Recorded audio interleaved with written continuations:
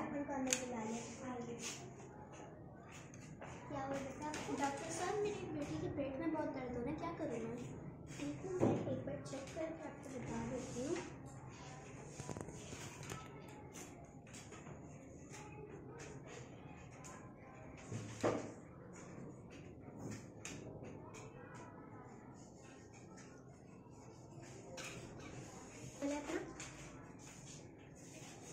क्या आप खाना खाने के बाद हाथ धोती है? नहीं। और खेलने के बाद? नहीं।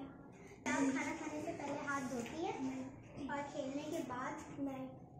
सभी बच्चों हमेशा खाना खाने से पहले और खाना खाने के बाद हाथ धोया करें। जब आप कहीं बाहर से होकर घर आते हैं तो हाथ धोने के बाद हमेशा सैनिटाइज करें। Thank you.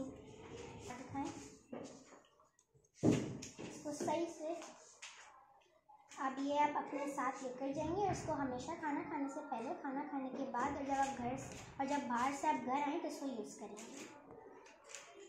Thank you. और खाना खाने के बाद जब आप बाहर जाएं और जब आप घर आएँ तो हमेशा सैनिटाइज करें। अगर आपको बीमारियों से महफूज रहना, सैनिटाइज। अरे एक बात तो मैं आपको बताना ही भूल गई, हमेशा साबुन और पानी से हाथ धोया करें। अगर किसी सूरत में आपको साबुन या पानी ना मिले तब सैनिटाइज